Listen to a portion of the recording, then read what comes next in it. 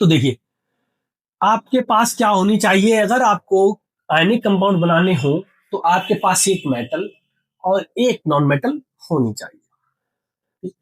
यानी कि अगर आपके पास एक मेटल है, नॉन मेटल है, तो आयनिक कंपाउंड बन जाएंगे।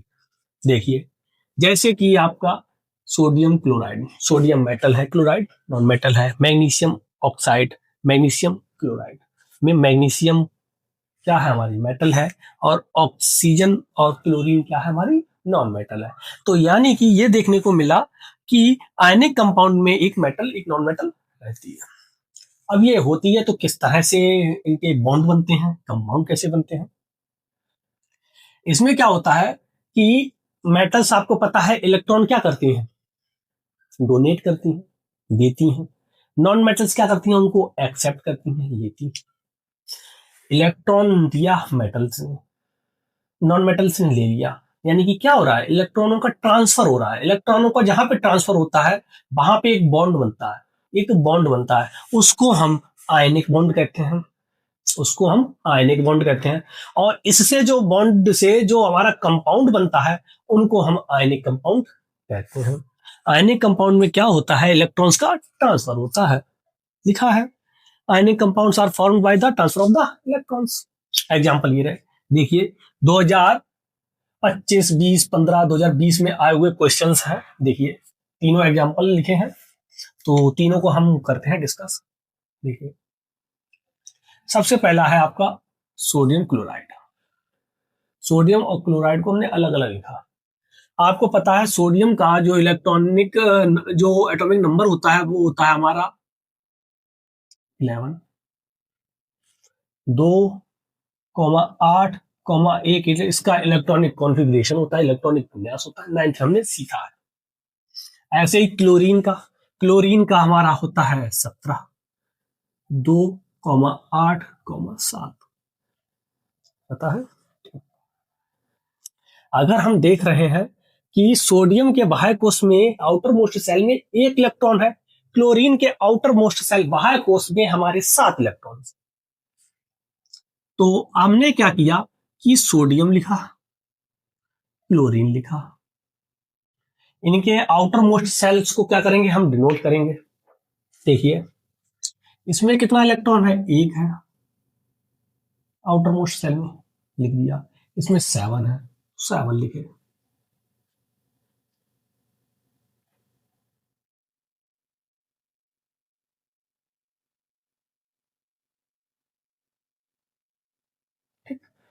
अलग अलग लिख दिया।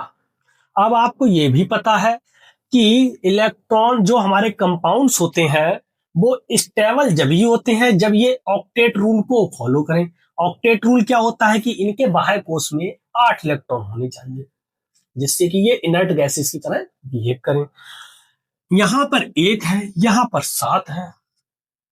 स्वाभाविक है कि 1 वाला 7 को 1 दे देगा। सपोज कीजिए कि यहां पर कितना है, सोडियम के पास 1, क्लोरीन के पास कितने हैं, 7।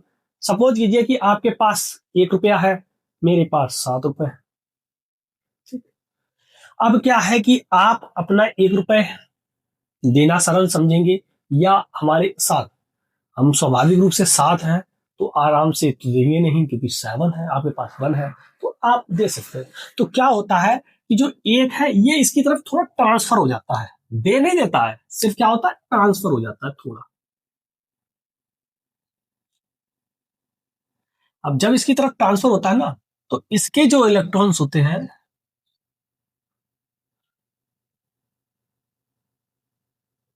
वो हो जाते हैं पूरे के पूरे 8।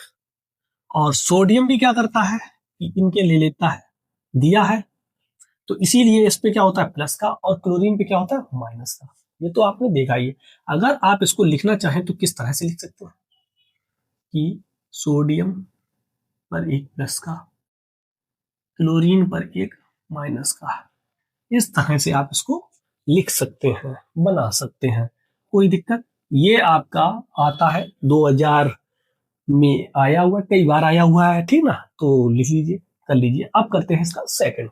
यहां तक किसी को कोई दिक्कत, इसमें किसी को कोई दिक्कत हो तो कमेंट बॉक्स में लिख सकते हैं, आप लिख दीजिए कमेंट बॉक्स में। अगला है formation of magnesium oxide. Magnesium and oxygen. Magnesium का सबको पता है कितना होता है, 12 होता है। ऑक्सीजन का कितना होता है, 8 होता है। मैग्नीशियम का 2,8,2 बाह्य कोश में 2 इलेक्ट्रॉन, इसीलिए इस प्लस का 2 चार्ज होता है। ऑक्सीजन का 2,6 बाह्य कोश में 6 इलेक्ट्रॉन, इसीलिए ये 2 इलेक्ट्रॉन लेता है, माइनस का 2 रहता है। ये तो हमने 9th में भी सीखा है। देखते हैं मैग्नीशियम। मैग्नीशियम पे कितने हैं, बाह्य कोश में 2 हैं, 2 लिख दीजिए। और ऑक्सीजन है, ऑक्सीजन पे कितने हैं, 6 है, वो भी डिनोट कर दीजिए। करते हैं, 2 हैं, 1 और 2।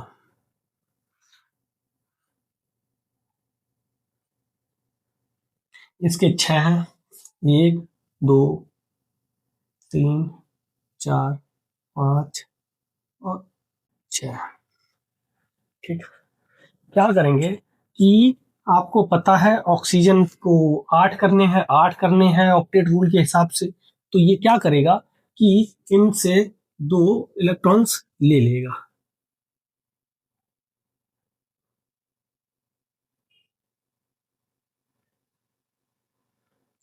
ठीक है ना। अब इसके पास कितने हो गए, 6 ये 2 ये 8 हो गए। इनके पास 2 ही थे, तो इन्होंने क्या किया, इनको दिए हैं। तो इस तरह से इसका भी जो स्ट्रक्चर होगा वो क्या होगा, Mg पे प्लस के 2 और ऑक्सीजन पर माइनस के 2।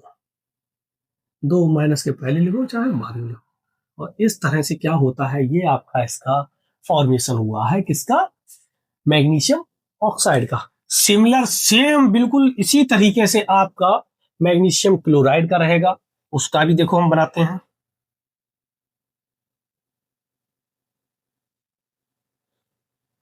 मैग्नीशियम 12, 2,8,2, क्लोराइड 17, 2,8,7, मैग्नीशियम का क्लोरीन, क्लोरीन कितने हैं, 7 हैं, बनाइए 1 2 3 4 5 6 1 7। इसके भी 7, 1 2 3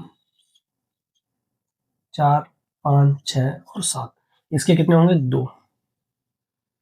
अलग तरीके से डिनोट कर दे रहा है। ठीक, अब क्या करेंगे कि 8 करने हैं, तो क्या होगा, एक इसको ये ले लेगा यहां से। इस मैग्नीशियम के पास क्या हो गया, मैग्नीशियम के पास क्या आ गया, एक इलेक्ट्रॉन आ गया, 8 इसके पास हो गए।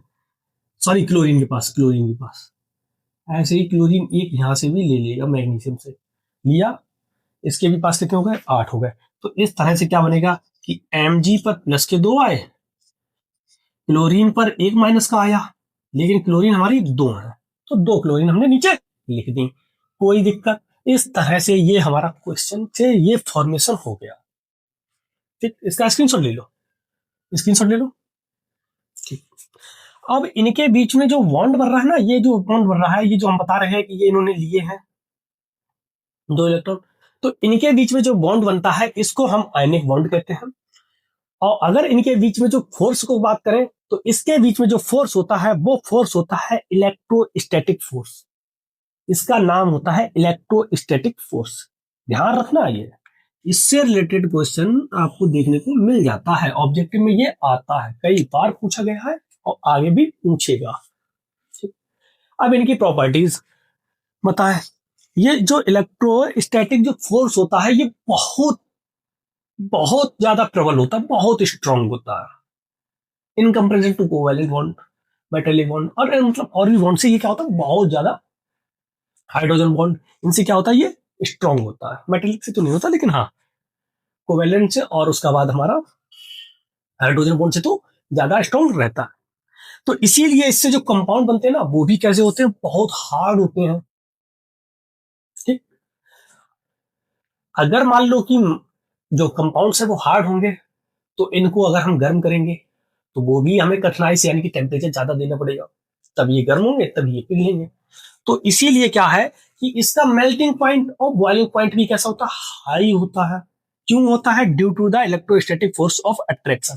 कितना होता है, बहुत अधिक होता है, स्ट्रॉन्ग है ना। अब ये जो हमारे मेटल्स जो हमारे कंपाउंड्स है, जो आयनिक कंपाउंड्स हैं, ये क्या होते हैं, सॉलिड जब होते हैं ना उस समय इनमें इलेक्ट्रॉन्स, क्योंकि जब सॉलिड है तो स्वाभाविक रूप से ये आयंस में नहीं टूटेंगे, आयंस में नहीं टूटेंगे। लेकिन जब इनको हम पानी में घोलते हैं तो ये पूरे घुल जाते हैं। पानी में क्या होता है, ये पूरे पूरे घुल जाते हैं। और जब ये पानी में घुलते हैं ना तो ये आयंस देते हैं।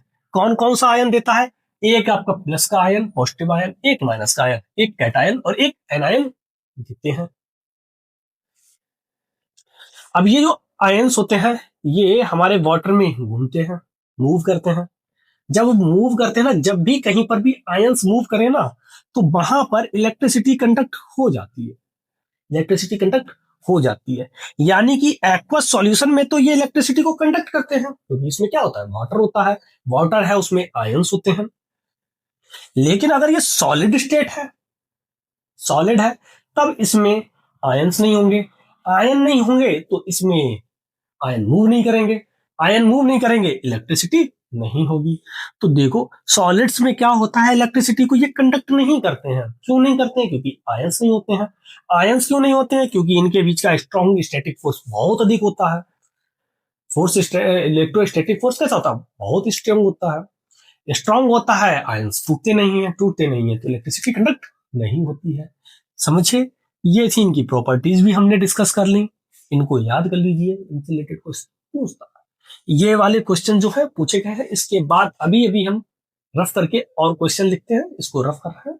तब तक देखिए, अब हम इनके क्वेश्चंस करते हैं। क्या लिखा है, select ionic compound from the following. इनमें से कौन सा आयनिक कंपाउंड है, आपको पता है आयनिक कंपाउंड वही होते हैं जिसमें पहली मेटल दूसरी नॉन मेटल। देखिए पहले वाले में नॉन मेटल क्लोरीन और कार्बन दोनों नॉन मेटल्स, तो नहीं हो सकता। दूसरे वाले में क्या है, आपका पोटेशियम मेटल है, क्लोरीन नॉन मेटल है। तीसरे वाले में hydrogen non metal, chlorine non metal, तो नहीं है। उसके बाद सोडियम क्लोरीन है, सोडियम क्या है, हमारी मेटल है, क्लोरीन क्या है, नॉन मेटल है, तो इसलिए ये दोनों है। तो कौन कौन सा, B and D are the ionic compound from this question. आगे एक क्वेश्चन 2021-19 में आया हुआ है, कौन सा है पढ़ते हैं। एक कंपाउंड है हमारा जिसका एटॉमिक नंबर हमारा 20 है। किसका होता है 20, आपको पता है कि जिसका 20 होता है उसका नाम होता है calcium. Right it's electronic configuration कर दीजिए। बाहर कोश में 2 इलेक्ट्रॉन है तो इसीलिए इसकी वैलेंसी भी 2 होगी। State whether this element is a metal और नॉन मेटल, तो ये जो 2 है तो 2 इलेक्ट्रॉन दे सकता है, तो इसीलिए क्या होगी, ये मेटल होगी। क्या होगी, ये मेटल होगी। आगे व्हाट, 2 बार लिख दिए कोई बात नहीं। What is it's valency, valency कितनी होगी, 2 होगी।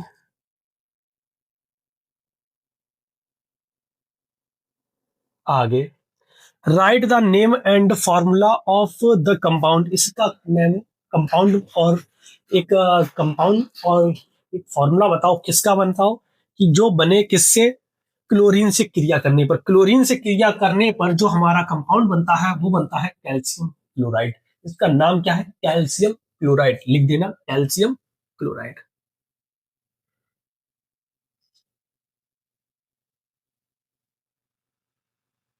ठीक, ये आंसर है।